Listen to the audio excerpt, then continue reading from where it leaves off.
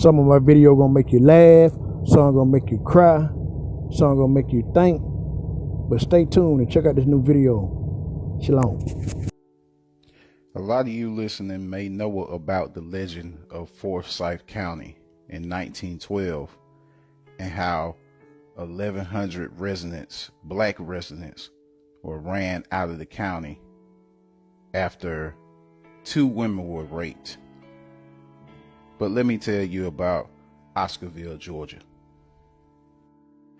Oscarville, Georgia was a town that was mainly black owned. Most of the residents that were ran out of Forsyth County, they took residence in Oscarville, Georgia.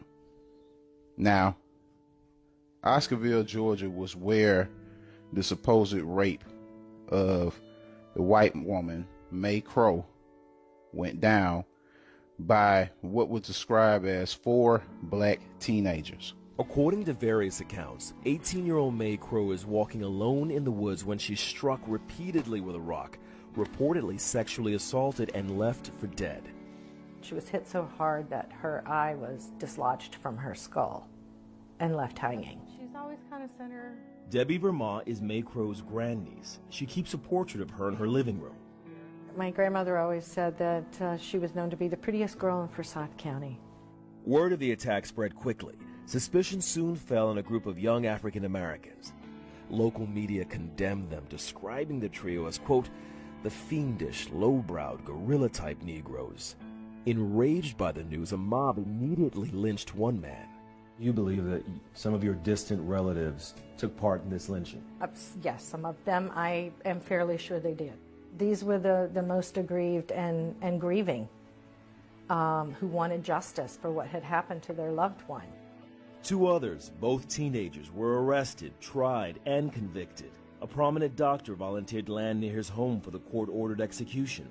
An estimated 5,000 people showed up to watch the hangings. Well, my grandmother would have been 18 months old, sitting in her mother's lap. Watching someone being lynched? Right. So do you believe that those 3 people, the 2 teenagers, the 1 young man in his 20s, do you believe they were innocent? I do believe they were innocent. I do believe. And I believe it's a huge cold case that's still sitting there to try to figure out exactly who did. Now, this particular town had houses, stores, barns, probably churches, and a racetrack. The location of the town is now located under the popular Lake Lanier. If you look up Oscarville, Georgia, in your Google search, it will pull up Lake Lanier. Now, we already know that Lake Lanier is a man-made lake that was made to make sure that Georgia was always replenished with water. It was dammed up and it was flooded. But let me give you a little bit more information about it. As they started to run out these 1,100 residents of Oscarville, what they didn't tell you was that some of the residents actually decided to stay and not get ran out of town by this white militia. The ones that did decide to stay hid and camped out in different wooded areas of the Oscarville area. 11 people have died in drowning or boating accidents on Lake Lanier this year, including a father and son. Charged with responding to all of those calls are divers with the local fire department. 11 Alive's Caitlin Ross shows you what they deal with under the surface of Lake Lanier. It's dangerous and deadly environment. You get yourself in trouble really quickly. Lanier was built in the 1950s to provide drinking water and hydroelectric power for Atlanta. Recreation was an afterthought. As they were building the lake, they raised the water level up to a certain point well below what we know of today as full pool, and then stopped filling the water.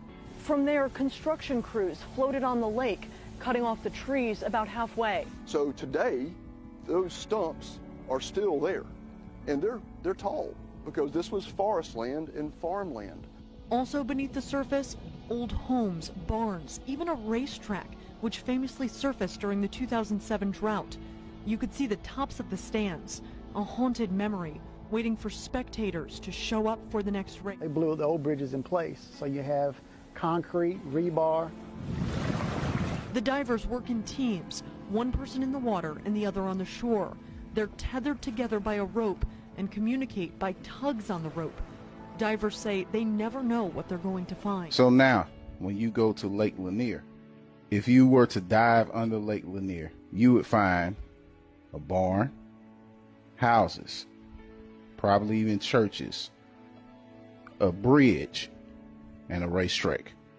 This is the history that Georgia has been hiding from us for so many years, and now it's starting to come out.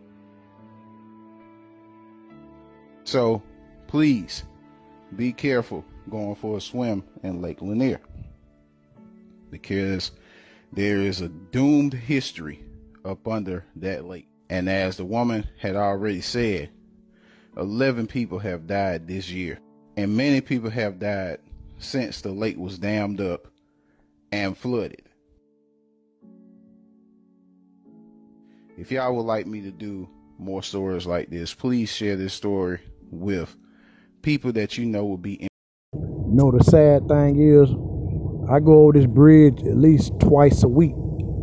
And the sad thing, we don't know our history. A lot of us don't know our history. But now we want to bring Esau in camps. You know, that's crazy. But before y'all say, oh, they're just in the South, start looking at these lakes that we be going across every day. Man, you don't know what's up on that water.